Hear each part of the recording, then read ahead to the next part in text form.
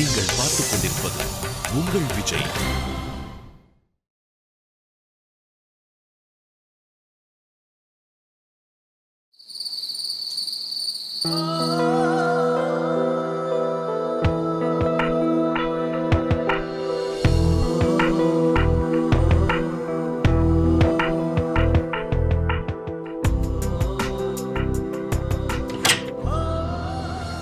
ஐயா என்ன மன்னிச்சிருங்க, அது நான் தெரியாம வந்துட்டேன். நீங்க இங்க இருப்பீங்கன்னு நான் எதிர்பார்க்கலங்க, அதான் நான் தெரியாம வந்துட்டேன். இருக்கட்டும், பரவாயில்ல பார்த்துக்காதீங்க. நீங்க வந்தீங்க. ஏன்னா வெளியில ஜெகதீஷ் போட்டு போயிட்டாங்க. ஓ அப்படியா? இத பருப்பா முடிவு நல்லா இருந்துச்சுன்னா எல்லாமே நல்லதுக்கு தான். எது எப்படி இருந்தாலும் பார்ட்டி மட்டும் ரொம்ப கிராண்டா இருந்தது போ. அப்புறம் இதோட முழு கேரட் தேவயானிக்கு தான் போய் சேரும். மேம், கேரட் இல்ல, கிரெடிட். எதுவா இருந்தானே என்ன போய் சேர்ந்தாலும் அது தேவயானிக்கு தான் போய் சேரும். இந்த ஆதியும் பிரியாவையும் காணமே, எங்க போயிட்டாங்க? அது அவங்க ஒருவேளை மேல இருப்பாங்கன்னு நினைக்கிறேன். அது என்னன்னா அவங்க மேல போறத நான் பார்த்தேன். ஓ சபாஷ், அப்படியா? இதுல அவங்க ரெண்டு பேர் தப்பு ஒண்ணும் இல்ல, வயசு அப்படி. அப்புறம் ஒரு விஷயம் சொல்லவா பிரேமானந்த், இந்த பார்ட்டியை விட விடுகதை பழமொழி கவிதை எல்லாம் சொன்னாங்க இல்லையா, அதுதான்ப்பா ரொம்ப நல்லா இருந்துச்சு. என்ன சொல்ற? அப்படின்னா கவிதைக்கான ஒரு பார்ட்டியை இந்த பார்ட்டியை நடத்தின மாதிரியே தடபடல நடத்திடுவோம். என்ன சொல்றீங்க? ஆனா ஒரு நிபந்தனை, அதோட முழு பொறுப்பையும் தேவயானி தான் ஏத்துக்கணும். அம்மா தேவயானி, இன்னையில இருந்து நான் உனக்கு ஃபேன் இல்ல, ஏசி ஆயிட்டேன். தேங்க்ஸ் மந்திரி மேடம். ஆனா இன்னைக்கு பார்ட்டியோட எல்லா கிரெடிட்டும் புத்ராவை தான் சேரும். அதையும் தான் நான் நல்லா பார்த்தனே, இதுல யாராருக்கெல்லாம் பங்கு இருக்குன்னு.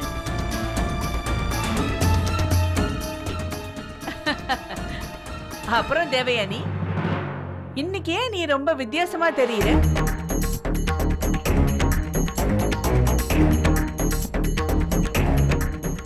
இன்னைக்கு நீ நெத்தி பொட்டு வச்சுக்கல? அது என்னன்னா என்னோட பொட்டு டப்பா தொலைஞ்சிடுச்சு.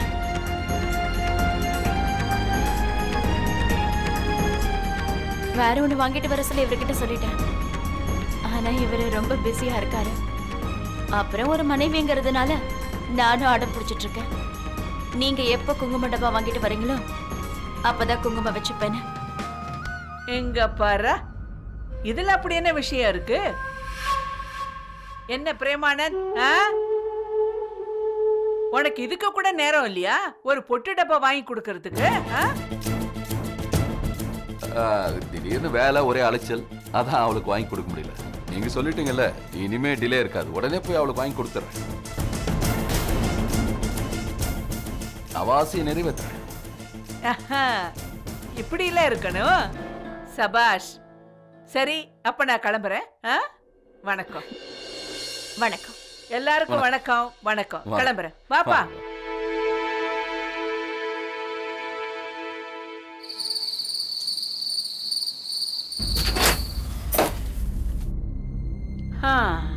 ஓகேமா, குட் நைட். போய் தூங்கு. ரொம்ப மட்டமான உதவாக்கற பார்ட்டி இது. ஆனா நீங்க அங்க ரொம்ப நல்ல பார்ட்டின்னு சொல்லிட்டு இருந்தீங்க மேடம். நமக்கு உதவாக்கற பார்ட்டி தானே. எந்த வேலைக்காக நாம போனோமோ அது நடக்கவே இல்லை.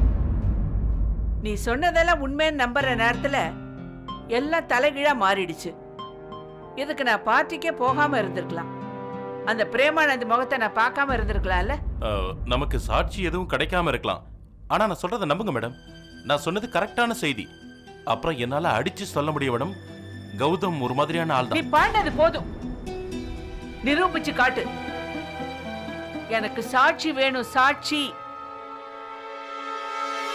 எங்க இருந்தாவது கொண்டு வா. ஒருவேளை உன்னால சாட்சியை கொண்டு வர முடியலன்னா அதுக்கப்புறம் இந்த முகத்தை என்கிட்ட காட்ட வேண்டிய அவசியமே இல்லை. நானே பாத்துக்கிறேன். நகரு.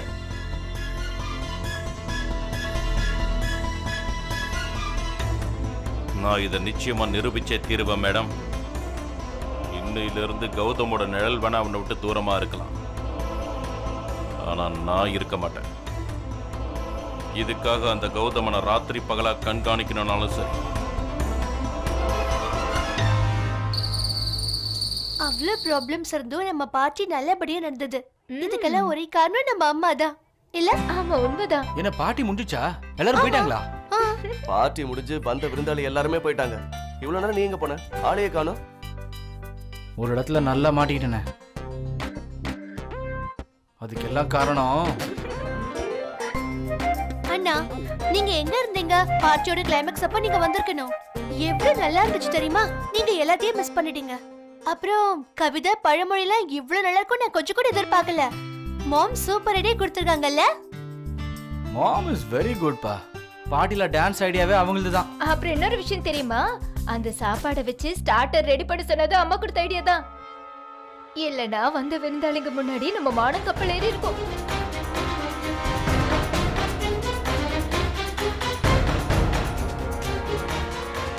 போதும் போதும், ரொம்ப லேட் ஆயிடுச்சு. எல்லாரும் போய் தூங்குங்க. போங்க போங்க போங்க போங்க போங்க போங்க, சீக்கிரம் போங்க. ஜெகதீஷ், சீக்கிரமா டெக்கரேட் காரன் இதெல்லாம் எடுக்க சரி, சொல்லு. உடனே எடுக்க சொல்லு. போய் சீக்கிரம் தூங்கு. போ. பாய் டாட்.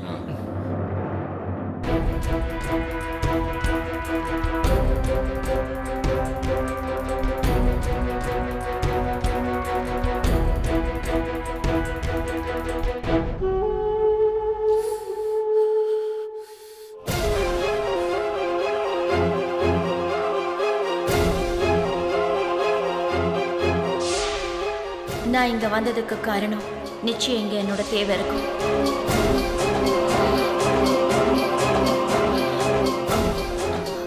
என்ன மன்னிச்சிருங்க. மன்னிக்கணுமா? நான் பல வருஷங்களா காப்பாத்திட்டு வந்திருந்த மரியாதை இன்னைக்கு காத்தோட போச்சு. நான் என்ன வேணுனேவா இது எல்லாத்தையுமே பண்ண? முழு முயற்சி பண்ண. அது மட்டும் இல்லாம நீங்க ஏன் இதெல்லாம் யோசிக்க மாட்டேங்கிறீங்க? எனக்கு இத்தனை ஏற்பாடுகள்லாம் பண்றதுக்கு டைம் ரொம்ப கம்மியா தானே இருந்தது. பார்ட்டினா திடீர்னு தான் வரும். உன் அக்கா தேவயானியால பண்ண முடிஞ்சதை உன்னாலயே பண்ண முடியும். ஏன்னா நான் தேவயானி இல்ல.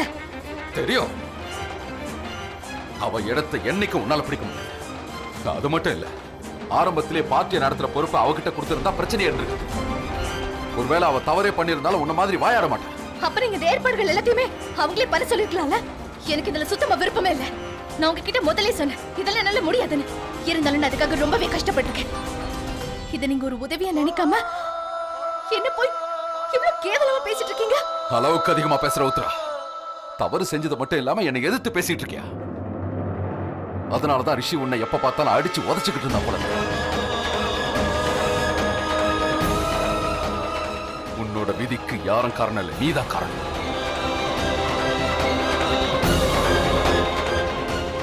ரிஷி இடத்துல யார் இருந்திருந்தாலும் சரி, ரிஷி நடந்துக்கிட்ட மாதிரி தான் உங்ககிட்ட நடந்துகிட்டு இருந்திருப்பாங்க.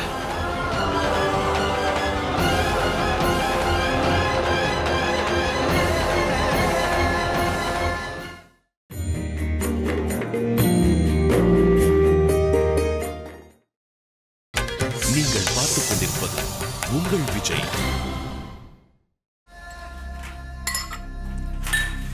கிச்சன் எப்படி இருக்கு பாத்தியா பிரியா? இதை கிளீன் பண்றதுக்குள்ள நம்ம உயிரே போயிடும். பார்ட்டி சின்னதோ பெருசோ, ஆனா வேலை மட்டும் நிறைய தான் இருக்கும்.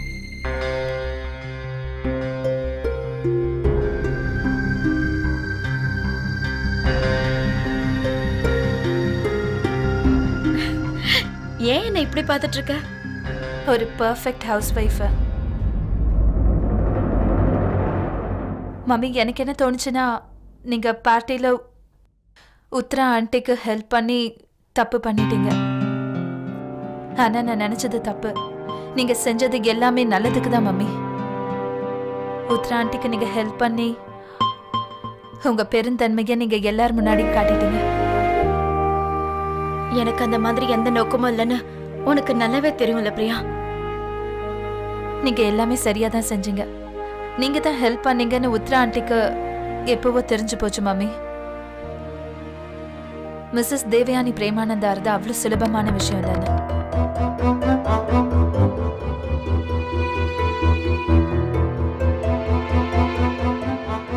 எனக்கு ஒன்றும் அப்படி தோணல. அவர் அவளோட கண்ணில் அவ்வளவு பெரிய தரைய போட்டு வச்சிருக்காரு. எது சரி எது தப்புன்னு அவளால புரிஞ்சுக்க முடியல. நீங்க சொல்றது உண்மையா இருக்கலாம் மம்மி. ஒருவேளை உத்ரா ஆண்டி உண்மையிலேயே வெகுளியா இருக்கலாம். ஆனா மம்மி, எனக்கு ஒரு விஷயத்த நினைச்சு பார்த்தாதான் ரொம்ப ஆச்சரியமா இருக்கு. எந்த பொம்பளையா இருந்தாலும் அதுலயும் ரொம்ப முக்கியமா ஒரு தாய், டாட் மாதிரி ஒரு ஆளோட பேச்சை எப்படி நம்ப முடியும்? எப்படி?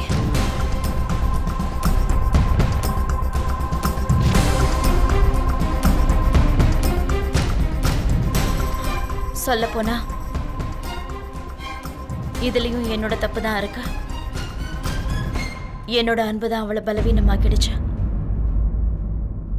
ஒரு அக்காவா இருக்கிறதுனால ஒவ்வொரு அடியிலையும் ஒவ்வொரு நேரத்திலையும் அவ கூடவே நான் இருந்துட்டே இருந்தேன்.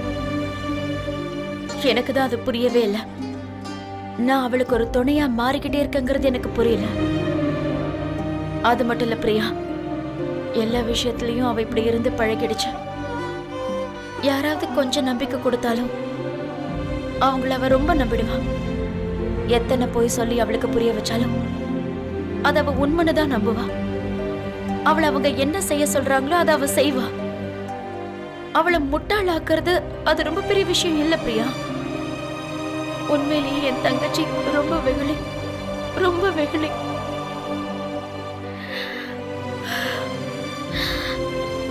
தாரா இந்த நேரத்துல இங்க இல்லாதது நல்லதா போச்சு. ஹாஸ்டலுக்கு திரும்ப போயிட்டா.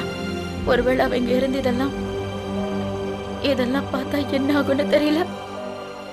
அவ மனநிலை எப்படி இருந்திருக்கும்னு தெரியல. ஆனா ஒரு நாள் இல்ல ஒரு நாள் தாரா திரும்ப வரதான் போறா. அப்ப என்ன ஆகும் மம்மி? கடவுள் புண்ணியத்துல அதுக்குள்ள இந்த வீட்டுல ஒரு நல்லது நடக்கணும் பிரியா.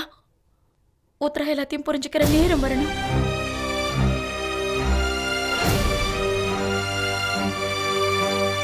ஒருவேளை என்ன திட்டினதும் அடிச்சதும் சரினா, அப்புறம் எதுக்காக என் மேல இவ்ளோ அக்கறை காட்டினீங்க?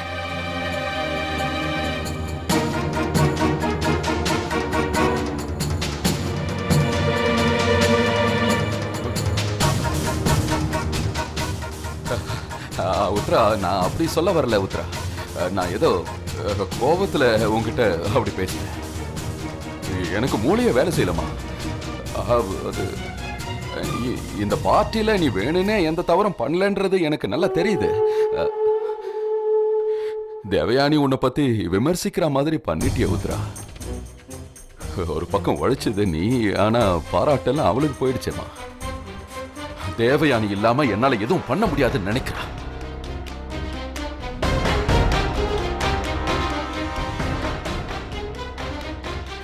இங்க பாருமா, உன்னையோ உன் உண்மையான உழைப்பையோ யாராவது தப்பா பேசினா என்னால தாங்கிக்க முடியாது. நான் பேசுனது உனக்கு தப்பா பட்டிருந்தா என்ன மன்னிச்சிருமா. I am sorry. ஒண்ணு மட்டும் ஞாபகம் வச்சுக்க, நான் உன்கிட்ட கோவப்பட்டது ஏன் தெரியுமா? உன்னை உண்மையா நேசிக்கிற உரிமையில தான்.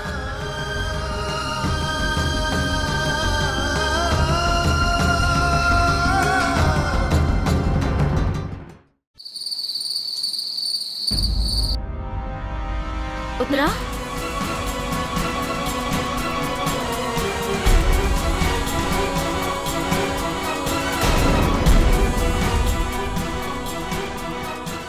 என்னாச்சு? உனக்கு ஒன்னும் ஆகலையே? எனக்கு என்ன, நான் நல்லா தான் இருக்கேன்.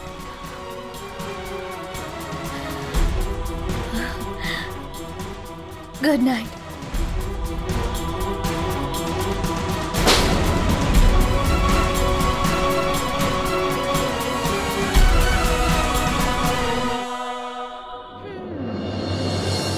அடடடடடா, பிரியா நீ என்ன பண்றீங்க? எல்லாத்தையும் நீங்களே கழுவிட்டீங்களா? இத நான் பண்ணிருப்பேன்ல. நீங்க வச்சிட்டு போங்க. போங்க போங்க. நான் பண்ணிக்கிறேன். நீ ஒண்ணும் பிரச்சனை இல்ல சிட்டு, எல்லாம் முடிஞ்சிருச்சு. அட விடுங்க, நீ இதெல்லாம் என்னோட வேலை. அப்படியா? நீ எப்பத்துல இருந்து உன்னோட வேலையை மட்டும் பண்ணிட்டு இருக்க? என்னோட வேலை என்னன்னா இந்த வீட்ல இருக்கிறவங்களோட சந்தோஷத்தை பாத்துக்க வேண்டியதுதான். இப்ப நீங்க கிளம்புங்க. உங்களுக்காக ஆதி என்ன காத்துக்கிட்டு இருப்பாரு. சிட்டு சரி இது சொல்லுங்க, நீங்க போன வேலை முடிஞ்சதா இல்லையா? சிட்டு நீ வாய் மூடிட்டு, எனக்கு எல்லாம் தெரியும். நீயும் ஜெகதீஷும் சேர்ந்து பண்ண வேலை எல்லாம். இல்ல நீ நாங்க வெறும் என்ன வெறும் நீங்க உங்க இஷ்டத்துக்கு பண்ணுவீங்கல்ல, எதையும் யோசிக்காம புரிஞ்சுக்காம. நாங்க எல்லாம் யோசிச்சு புரிஞ்சுக்கிட்டு. சரி நீ என்ன மன்னிச்சிடுங்க. உங்களுக்கு வேணும்னா திட்டிக்கோங்க. சரி இதை சொல்லுங்க, நானும் அவரும் பண்ண முயற்சிக்கு தான் பலன் கிடைச்சதா இல்லையா? ஸ்டோர் ரூம்ல என்ன நடந்துச்சு? சமாதானம் ஆனீங்களா இல்லையா? போதும் நிறுத்த, நீ இப்ப உததான் வாங்க போற. தேவையில்லாம பேசிட்டு இருக்காத. உனக்கு என்ன சம்பளம் தராங்களோ அதுக்கு மட்டும் வேலை பாரு, புரிஞ்சுதா?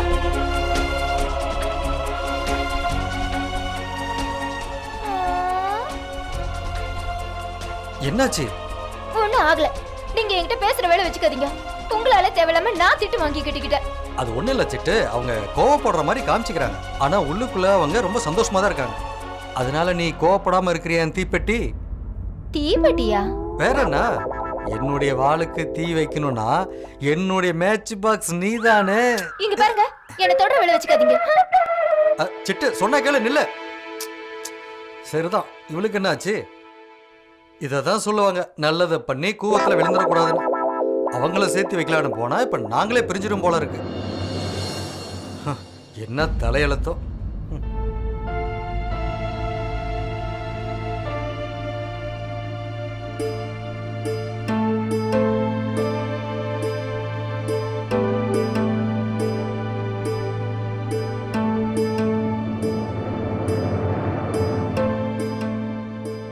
ஒரு விஷயம் மட்டும் நல்லா ஞாபகம் வச்சுக்கோங்க. நீங்க இந்த உலகத்து முன்னாடி பசங்க முன்னாடி உங்க கௌரவத்தை இழக்காம இருக்கணும்னா என்கிட்ட இன்னொரு தடவை இந்த மாதிரி நடந்துக்கணும்னு முயற்சி பண்ணாதீங்க. ஏன் முறைச்சு பார்த்துக்கிட்டு இருக்க? அந்த அளவுக்கு நீ பெரிய சாகசம் பண்ணிட்டங்கிற நினைப்பு வந்துருச்சா?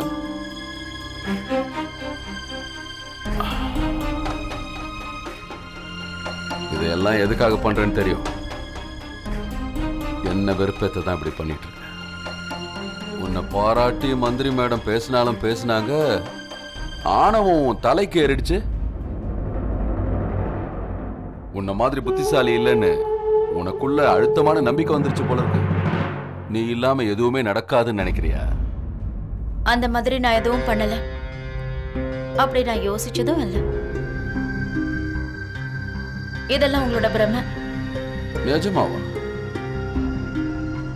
அப்படின்னா உன்னோட இந்த நினைப்புக்கு முற்றுப்புள்ளி வச்சிருமா? உண்மையா சொல்லணும்னா உங்களால இதை தாங்கிக்க முடியல.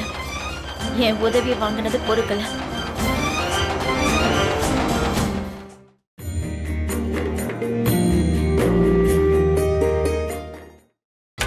நீங்கள் பார்த்துக் கொண்டிருப்பது உங்கள் விஜய். உண்மையா சொல்லணும்னா உங்களால இதை தாங்கிக்க முடியல. என் உதவி வாங்கினது பொறுக்கல.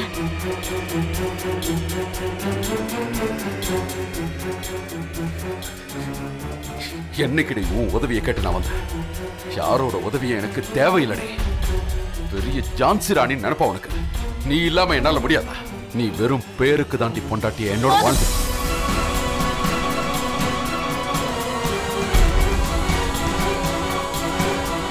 போதும். இதுக்கு மேல ஒரு வார்த்தை கூட பேசாதீங்க. வெறும் பேருக்கு புருஷனா இருந்தது நீங்க தான். எப்பவாவது புருஷனோட கடமையை நீங்க நிறைவேற்றிருக்கீங்களா? என்ன பத்தி நீங்க பேசாதீங்க. நான் என்னைக்கும் எப்பவும் பொண்டாட்டியோட பொறுப்புல இருந்து தவறுனதே இல்ல.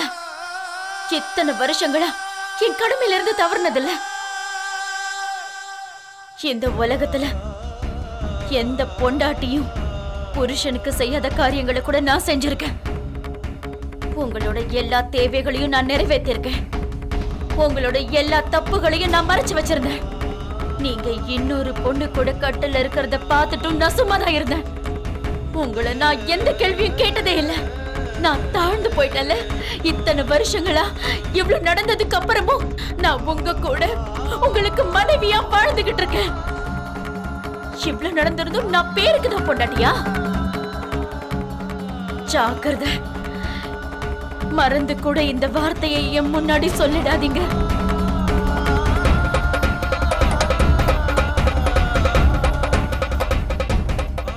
எக்கேடாவது கெட்ட